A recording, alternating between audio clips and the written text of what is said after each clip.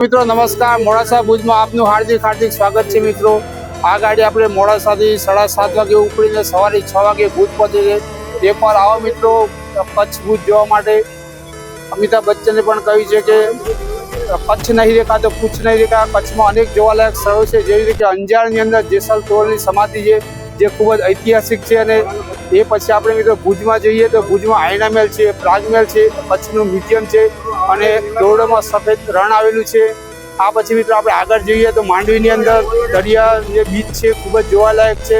કૃષ્ણ વર્માનું એક સ્મારક તીર્થ પણ આવેલું છે। તો આ રીતે મિત્રો માંડવીમાં પણ અનેક જે હવાઈ મહેલ છે તે પણ જોવા જેવું છે। અને કચ્છમાં મિત્રો ઘણા બધા જોવા જેવું છે।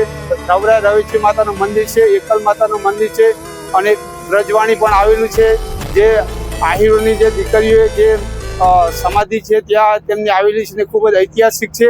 તો એકવાર આવો કચ્છમાં, તમને ખૂબ જ મજા આવશે। કચ્છમાં ડુંગર છે, રણ છે અને દરિયો પણ ત્યાં આવેલો છે, એટલે તમને ખૂબ જ મજા આવશે। મિત્રો જો તમને આ વિડીયો ગમ્યો હોય તો તમે શેર કરજો, લાઈક કરજો અને સબસ્ક્રાઈબ કરજો અને તમારા મિત્રો સુધી અચૂક પહોંચાડજો। અને મિત્રો ખાસ કરીને ચોમાસા અને શિયાળામાં તો કચ્છમાં આવો તો તમને ખૂબ જ મજા આવશે। મિત્રો દોરડોનું રણ છે અને આ સિવાય પણ અનેક બધા જોવાલાયક સ્થળો છે। અને કચ્છ એ સંતોની ભૂમિ છે, મહાપુરુષોની ભૂમિ છે। તો અનેક પ્રકારના અનેક સંત થઈ ગયા, જેવી રીતે કે વ્યાકરણ દાદા છે તે લોડાઈ દ્રંગમાં થઈ ગયા, તેમનો ઇતિહાસ ખૂબ જ છે।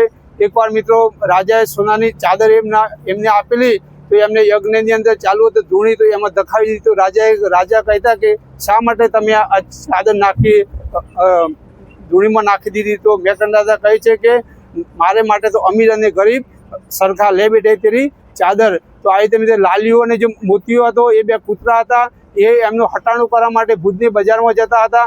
તો એવા માટે જેને પ્રાણી કહી શકાય, પ્રાણી પણ જે માનવતાનું ઉત્તમ ઉદાહરણ પૂરું પાડતા, અને માનવ જે કાર્ય ના કરી શકે એ આજથી 300 થી 350 વર્ષ પહેલાં એ ભુજમાં જઈને હટાણું કરવા માટે આવતા। તો આવા સંતો મહંતો અને અનેક પ્રકારના વીર પુરુષો કચ્છની ભૂમિમાં થઈ ગયા છે।